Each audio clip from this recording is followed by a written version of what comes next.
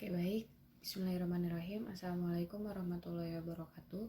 Saya Maulidi Zatul Aska. Di sini saya akan menjelaskan tentang pemikiran tokoh ekonomi Islam yaitu Abu Yusuf.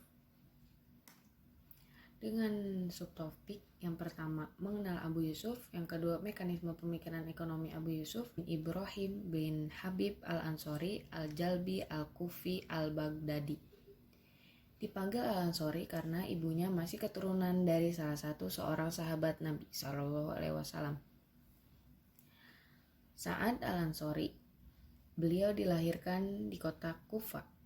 Pada masa kecilnya, Imam Abu Yusuf memiliki tertarikan yang kuat pada ilmu pengetahuan, terutama pada ilmu hadis. Abu Yusuf menimba berbagai ilmu kepada banyak ulama besar seperti Abu Muhammad Atto bin As-Said al-Kufi. Pendidikannya dimulai dari belajar hadis dari beberapa tokoh. Ia juga ahli dalam bidang fiqh. Beliau belajar dari seorang guru yang bernama Muhammad ibnu Abdurrahman bin Abi Laila yang lebih dikenal dengan nama Ibnu Abi Laila. Selama 17 tahun, Abu Yusuf tiada henti-hentinya belajar kepada Abu Hanifah. Ia pun terkenal sebagai salah satu murid terkemuka Abu Hanifah.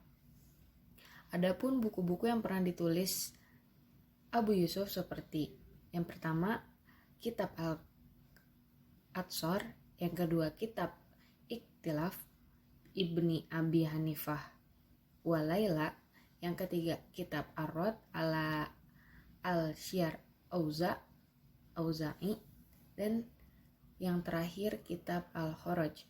Buku yang disebutkan terakhir ini merupakan buku yang paling populer dari kepopuleran buku-bukunya yang lain. Dengan buku ini dia dianugerahi sebagai ulan fikih dan ahli ekonometri klasik muslim. Yang kedua, mekanisme pemikiran ekonomi Abu Yusuf. Adapun kekuatan utama pemikiran Abu Yusuf adalah dalam masalah keuangan publik. Dengan daya observasi dan analisanya, Abu Yusuf menguraikan masalah keuangan dan menunjukkan beberapa kebijakan yang harus diadopsi bagi pertumbuhan ekonomi dan kesejahteraan rakyat. Beliau melihat bahwa sektor negara sebagai satu mekanisme yang kemungkinan warga negara melakukan campur tangan atas proses ekonomi. Bagaimana mekanisme peraturan tersebut dalam menentukan tingkat pajak yang sesuai dan seimbang dalam upaya menghindari perekonomian negara dari ancaman resesi. Kemudian ada sebuah arahan yang jelas tentang pengeluaran pemerintah untuk tujuan yang diinginkan oleh kebijaksanaan umum. Untuk mendapatkan wujud keadaan tersebut, Abu Yusuf meletakkan beberapa macam mekanisme, yaitu yang pertama, menggantikan sistem wazifah dengan sistem muqasamah. Yang kedua, membangun fleksibilitas sosial. Yang ketiga, membangun sistem politik dan ekonomi yang transparan. Yang terakhir, menciptakan sistem ekonomi yang otonom.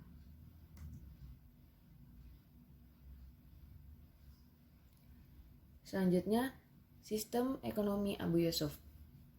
Sistem ekonomi yang dikehendaki oleh Abu Yusuf adalah salah satu upaya untuk mencapai kemaslahatan umat. Kemaslahatan ini didasarkan pada Al-Quran, Al-Hadis, maupun landasan-landasan lainnya. Hal inilah yang nampak dalam pembahasannya Kitab Al-Kharaj. Kemaslahatan yang dimaksud oleh Abu Yusuf adalah yang dalam terminologi fikih disebut dengan maslahah atau kesejahteraan, baik sifatnya individu, mikro, maupun makro atau sama dengan kelompok. Dalam hal yang berhubungan pemerintahan Abu Yusuf menyusun sebuah kaidah fikih yang sangat populer, yaitu tasruf al-imam ala ra'iyah manutun bi al-maslahah, atau sama dengan artinya dengan setiap tindakan pemerintah yang berkaitan dengan rakyat senantiasa terkait dengan kemaslahatan mereka. Ia menekankan pentingnya sifat amanah dalam mengelola keuangan negara. Keuangan negara bukan milik khalifah, tetapi amanat Allah dan rakyatnya yang harus dijaga dengan penuh tanggung jawab. Dengan melihat bagaimana kebijakan Abu Hanifah dalam hal ekonomi menunjukkan bahwa perkembangan pemikiran ekonomi dalam Islam telah memberikan suatu pencerahan. Melihat dari bagaimana pendapat Abu Yusuf tentang fluktuasi harga, memberikan kesimpulan bahwa sistem ekonomi yang ada belum tentu biasa diterima, tergantung pada keadaan dan situasi yang terjadi pada suatu tempat. Dengan pemikiran ekonomi Abu Yusuf ini hendaklah dapat mendorong kita untuk menjadi umat yang menghubungkan antara agama dan ekonomi. Karena hal itu yang berhubungan dengan kegiatan manusia tersebut telah dijelaskan hukumnya di dalam Al-Quran dan hadis. Selain mendapat kesejahteraan di dunia, kita juga akan mendapatkan kesejahteraan di akhirat. Kesejahteraan atau sama dengan maslahah itu terbagi dalam dua komponen, yaitu manfaat dan berkah. Yang mana berkah tersebut dapat diperoleh dengan menerapkan prinsip dan nilai dalam kegiatan ekonominya. Terakhir, kesimpulan yang pertama, Abu Yusuf merupakan fuqaha yang sesungguhnya lahir di masa Umayyah, namun mulai berkarya dan kualitasnya diakui di masa Abbasiyah. Adapun nama panjang dari Abu Yusuf adalah Imam Abu Yusuf Ya'qub bin Ibrahim bin Habib al-Ansori al-Jalbi al-Kufi al-Baghdadi. Kesimpulan yang kedua, pemikiran ekonomi Abu Yusuf tertuang pada karangan terbesarnya yakni Kitab Al-Kharaj. Al-Kharaj merupakan kitab pertama yang menghimpun semua pemasukan Daulah Islamiyah dan pos-pos pengeluaran berdasarkan Kitabullah dan Sunnah Rasulullah SAW.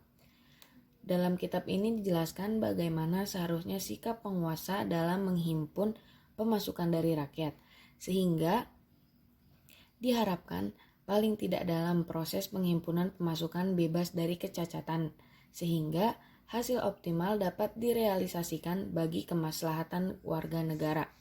Kitab Al-Kharaj mencangkup berbagai bidang, antara lain yang pertama tentang pemerintahan, yang kedua tentang keuangan, yang ketiga tentang pertahanan, dan yang terakhir tentang peradilan.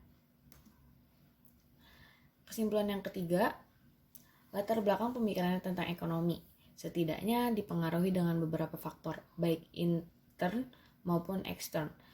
Faktor internal muncul dari latar belakang pendidikannya yang dipengaruhi dari beberapa gurunya. Faktor eksternal adanya sistem pemerintahan dan absolut yang terjadinya pemberontakan masyarakat terhadap kebijakan khalifah yang sering menindas rakyat.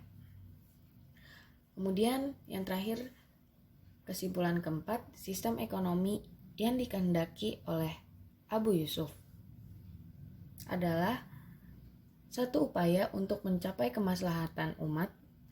Kemaslahatan ini berdasarkan pada Al-Quran, hadis maupun landasan-landasan lainnya. Hal inilah yang nampak dalam pembahasannya Kitab Al-Kharaj. Tujuan kebijakan Abu Yusuf adalah untuk mencapai maslahah dan ammah. Maslahah adalah kesejahteraan yang sifatnya individu atau mikro maupun golongan makro. Model pemikiran Abu Yusuf adalah terbentuk pemikiran ekonomi kenegaraan, mengumpas tentang kebijakan fiskal yang berkenan dengan pendapatan negara. Oke, sekian dari saya. Terima kasih, kurang lebihnya mohon maaf bila ada kesalahan kata-kata. Billahi taufiq wal hidayah. Wassalamualaikum warahmatullahi wabarakatuh.